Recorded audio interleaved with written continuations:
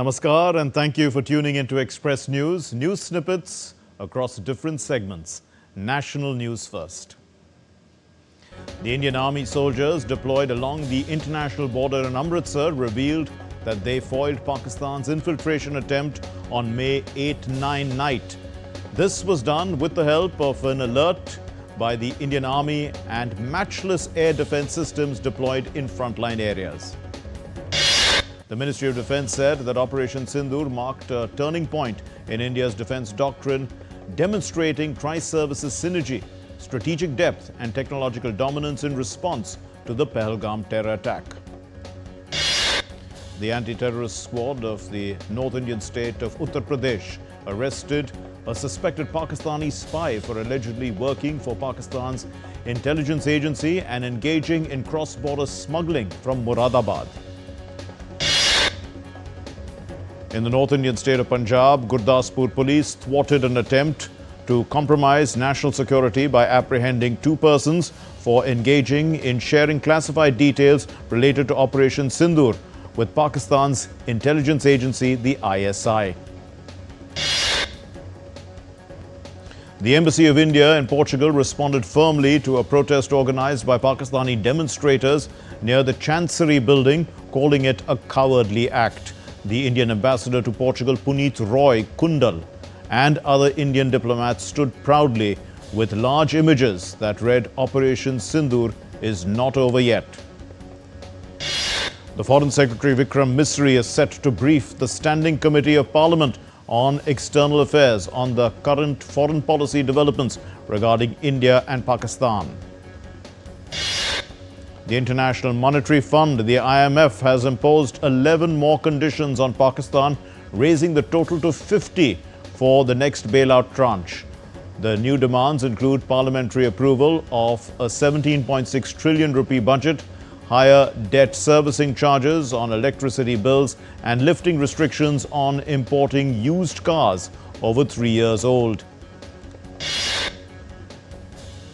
The 11-day-long Tiranga Yatra continues to stir hearts and unite citizens in honor of India's brave defense forces in Himachal Pradesh's Chamba. The Tiranga Yatra was organized in Pangi area at an altitude of 13,570 feet above sea level. Tiranga Yatra to honor the armed forces for Operation Sindoor was also held in India's capital Delhi on Monday. Security forces in Jammu and Kashmir arrested two suspected individuals with weapons and explosives during a checkpoint operation in Shopian district. An FIR was registered and an investigation is now in progress. Schools reopen in Jammu and Kashmir's Poonch district after a 2-week closure because of the border shelling, with safety measures in place. In a social media post, Prime Minister Narendra Modi wished a quick and full recovery to the former US President Joe Biden, who has been diagnosed with prostate cancer. The External Affairs Minister, Dr. S. Jaishankar, is on a 6-day visit to the Netherlands, Denmark and Germany. In the Netherlands, in The Hague, the minister exchanged his views with strategic affairs experts on Monday. The Indian Minister for Power, Manohar Lal, is in Brazil for the BRICS Energy Ministers meeting, showcasing India's remarkable progress in the power sector over the past decade. The minister's visit emphasizes India's commitment to international cooperation in energy.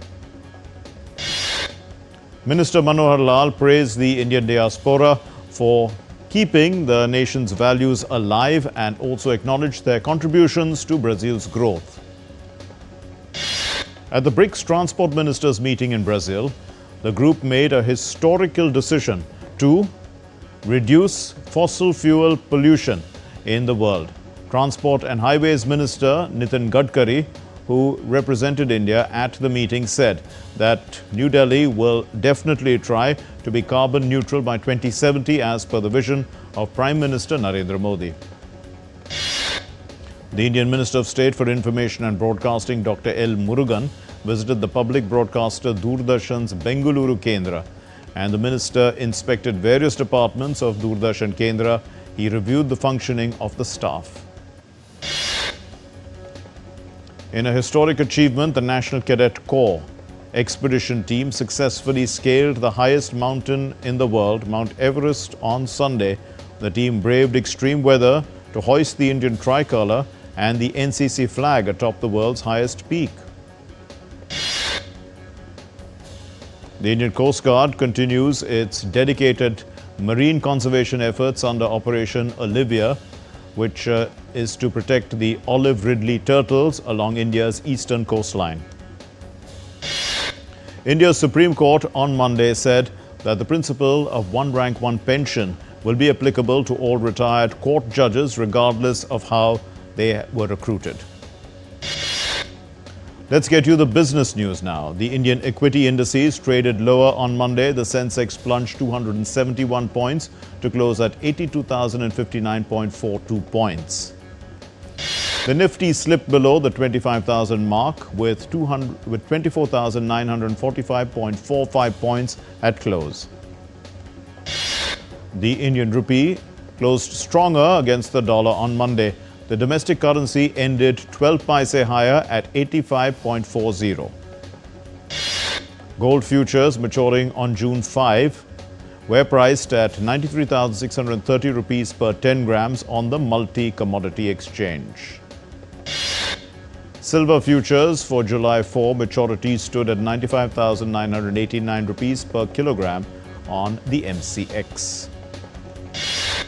Brent crude futures fell 49 cents to $64.94 per barrel. Microsoft is holding its Build conference in Seattle on May 19, where analysts expect the company to unveil its latest tools for developers building AI systems. Taiwan aims to lead the AI revolution in Computex, leveraging its strength in semiconductors and computing. The four-day event will feature 1,400 exhibitors and is the first major tech gathering since Donald Trump's tariff threats. NVIDIA announced on Monday that it plans to sell its new NVLink fusion technology, which links chips together to enhance AI performance. The tech will be available to other chip makers like Marvell Technology and MediaTek, enabling them to build powerful custom AI systems. Sri Lanka is facing a severe salt shortage, with retail prices of salt surging 3 to 4 times, as only 23% of the expected harvest has been possible. Importing of salt has been a way forward. International news now, and the British Prime Minister Keir Starmer is hosting EU leaders in London, where the leaders are set to seal a deal, ensuring closer ties, opening a new chapter after Britain's acrimonious exit from the bloc 5 years ago. The US President Donald Trump will speak to the Russian President Vladimir Putin, followed by a talk with the Ukrainian President Volodymyr Zelensky and then NATO leaders as well, to push for a ceasefire deal between Russia and Ukraine. The British Prime Minister Keir Starmer and fellow leaders of France, Germany and Italy again pressed the need for sanctions against Russia in a call with President Trump before his telephonic summit with Vladimir Putin. Ukraine's President Volodymyr Zelensky met the US Vice President J.D. Vance and the Secretary of State Marco Rubio on the sidelines of the Vatican ceremony. Pope Leo XIV met with the US Vice President J.D. Vance and Secretary of State Marco Rubio at the Vatican on Monday, a day after the papal inaugural Mass. The European Union is seeking a defence partnership with Australia as the bloc looks to forge a united international response to the Ukraine conflict and other global issues. Iran's Foreign Minister Abbas Araghchi said that the country will continue enriching uranium with or without a deal with world powers. Araghchi asserted that if the US seeks to prevent Iran from acquiring nuclear weapons, a deal is possible. Former US President Joe Biden has been diagnosed with an aggressive form of prostate cancer. that has spread to his bones. US President Donald Trump has expressed sadness, and Kamala Harris has also offered words of support. Donald Trump's sweeping tax cut bill, stalled for days by the Republicans over their infighting over spending cuts, won approval from a key congressional committee to advance towards possible passage in the House of Representatives later this week. Train services in New Jersey, they are set to resume on Tuesday after New Jersey Transit and Brotherhood of Locomotive Engineers and Trainmen. They reached a tentative agreement ending the state's first transit strike in over 40 years that began early on Friday. In France, a major air traffic control failure at the Paris Orly airport led to hundreds of flight cancellations and delays. Due to this, around 130 flights were cancelled, leaving thousands of passengers to scramble for alternative routes. Canada has temporarily paused some counter-tariffs against the United States, but Finance Minister François-Philippe Champagne on Sunday pushed back against claims that they have all been quietly lifted.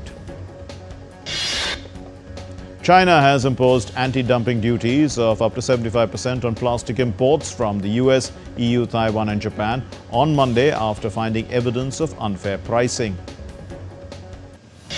The Israeli Prime Minister Benjamin Netanyahu announced a decision to lift the blockade on Gaza to allow the entry of limited aid.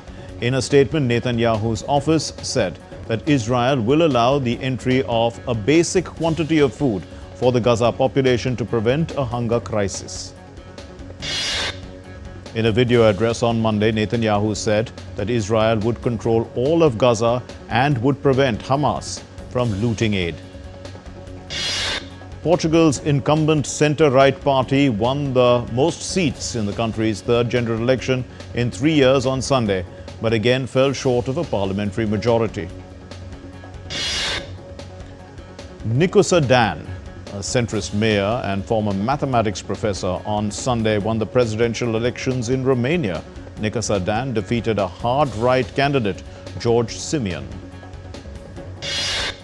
Tens of thousands of demonstrators packed Budapest's Kossuth Square in front of Parliament to protest against a planned law that would allow the government to sanction NGOs and media that it deemed a threat to Hungary's sovereignty. At least 14 people were killed in western Sudan when the paramilitary Rapid Support Forces shelled a displacement camp in Darfur. The attack struck a famine-stricken area in the war-torn western region. Residents of Iraq's Abu Khas village have protested against oil drilling plans, fearing the destruction of the Huwaiz marshes, a UNESCO-listed wetland already suffering from drought. Now, activists and villagers vow to protect the fragile ecosystem and preserve their traditional way of life. You're watching Express News. Let's take a short break.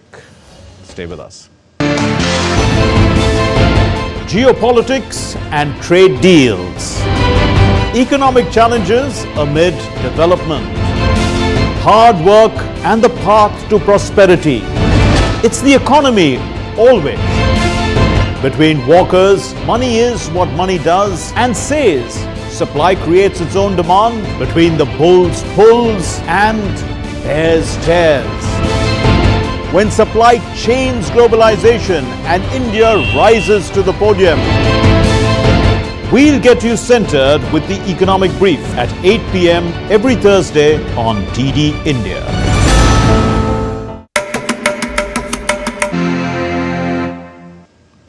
You're watching Express News. Let's resume. Now, news about the weather, and a sharp weather split is gripping India this week, now with downpours in the south and the northeast, while the northwest faces an intensifying heat wave. So thunderstorms and dust storms are also expected in the northern states. The Commission for Air Quality Management revoked the Stage 1 measures of the Graded Response Action Plan across the National Capital Region. The response, or the measures, they are in response, in fact, to the sudden spike in air pollution levels. Several districts in Maharashtra have been hit by unseasonal rains, with water accumulating in several places. A 17-year-old youth had died after being struck by lightning. Heavy hailstorm accompanied by heavy rains occurred in various districts of Madhya Pradesh. The India Meteorological Department predicts more rain and warns fishermen to avoid deep-sea ventures until May 25. Heavy rainfall lashed several parts of Bengaluru, causing severe waterlogging and flooding in residential areas as water entered homes, leaving residents stranded. Water damaged furniture and appliances in ground floor homes in Bengaluru, and daily life came to a halt as roads became impassable. Now the people were wading through knee-deep water as the city's drainage system also struggled to cope. A tornado swept through the Colorado town of Bennett, leaving a trail of destruction at a solar farm and surrounding properties. Torrential rains halted Indonesia's search for 14 missing workers after a landslide killed 6 at a gold mine in Papua. And the search will resume on Tuesday despite bad weather and damaged roads. Illegal mining in remote areas often leads to such accidents.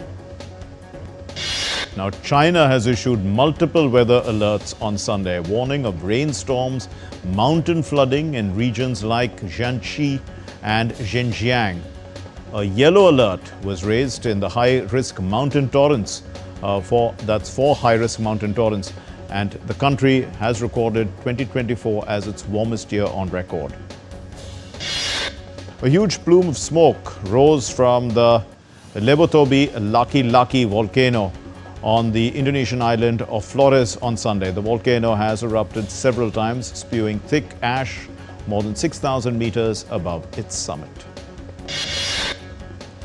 Let's get you some feature-related news now. And the 37th National Festival, it opened, it's a book festival, I beg your pardon, it opened in Mongolia's Ulaanbaatar. And this happened on Monday under the slogan, "Let's Read More." The book festival, held at the Central Square, brought together leading writers as well, directors and artists. Young people, they were flocking to discover inspiring books. The 28th edition of the Festival of World Sacred Music. It opened in Morocco's spiritual capital of Fes under the high patronage of King Mohammed VI. This year's theme is Renaissance, and it reflects the rebirth of cultural, intellectual and spiritual traditions across history. The opening ceremony was graced by Princess Lala Hassana, and it highlighted the festival's global importance. The immersive performance, it united music, visual arts, storytelling to celebrate shared spiritual legacies. Zaglika Canyon in Hakkari's Yukosokova district, it has become a new hotspot for adventure seekers. Lined with natural springs and waterfalls, it's gaining popularity for its stunning views. The canyon is also known as the Path to Paradise by locals, and it stretches between towering mountains and also steep cliffs, offering a unique experience for nature lovers. Iraqis have been flocking to Baghdad's Sharjah market, one of the city's oldest commercial hubs. This market is located in the historic center. It's filled with shoppers and merchants selling a variety of goods. Shopkeepers say that no matter how many new markets open, Sharjah remains at the heart of Baghdad. The market's centuries-old charm continues to attract locals. About 3.5 million people, including Buddhist followers, visited Quan Su Pagoda in Vietnam's Hanoi to worship Buddha's relics. As part of the UN Vesak 2025 celebrations, Quan Su Pagoda was the third venue for devotees to pay homage to the relics. The ceremonies were conducted safely and solemnly, with the relics moved to Tam Chuk Pagoda for enshrinement. Cosplayers gathered at the historic Kyu-Yaku Kawatai residence in Japan's Kitakyushu on Sunday. This is for photo shoots, blending modern culture with the city's rich history. A helicopter swooped low over Kenya's Liva Conservancy. This is for guiding a rhino towards what wildlife experts. This is to guide them towards the wildlife experts for a week-long ear notching operation. Now, this operation is aimed at tracking and protecting the region's rhino population. Over 300 rhinos now inhabit the Liva Borona ecosystem, with members and they're steadily increasing. The numbers are increasing. Experts track rhino movements across the conservancy. They are using electronic displays to ensure their protection. Pope Leo XIV toured St. Peter's Square on Sunday and he greeted the faithful, the crowd. He blessed children and he made his way towards the Basilica. This was before his inauguration. The Pope continued down Via del Consiglianos, greeting and blessing people, marking the official beginning of his pontificate with a warm connection to the faithful. The 6th of the Cannes Film Festival saw the red carpet graced by Hollywood stars like Halle Berry, Julianne Moore, Alexander Skarsgård and Shia LaBeouf. Wes Anderson's latest film, The Phoenician Scheme, and its star-studded cast including Benicio del Toro and Tom Hanks stole the spotlight at Cannes. Now, this festival is important and the film is competing for the festival's top honor. The actress and producer Nicole Kidman was presented with the prestigious Women in Motion Award by Kering at the festival. The Indian film director Satyajit Ray's Bengali film Aranyar Din Ratri is set to premiere on Monday at the festival. The film's discussion will be led by Wes Anderson. Indian filmmaker Nihar Palve's short film The Storm, The Calm, The Madness, The Magic has been selected for the 2025 Straight 8 competition at the Cannes Film Festival. Indian actors Janhvi Kapoor, Ishan Khattar and Vishal Jethwa are gearing up for their debut at Cannes for their upcoming film Homebound, which will be showcased in the Uncertain Regard section on Wednesday. The winner of the Eurovision Song Contest, JJ from Austria, returned to Vienna to a warm, emotional reception from his fans. JJ defeated Israel's Yuval Rafael in the finals. Rafael expressed her excitement after securing the second place in the contest. Her song, New Day Will Rise, earned her a spot just behind Austria in the global competition. The world premiere of Disney's live-action adaptation of Lilo and Stitch took place in Los Angeles on Sunday. The film, starring Maia Kealoha, follows the original story of the 2002 film. The latest entry in the Final Destination horror franchise had a strong debut, earning $51 million domestically and a global total of $102 million.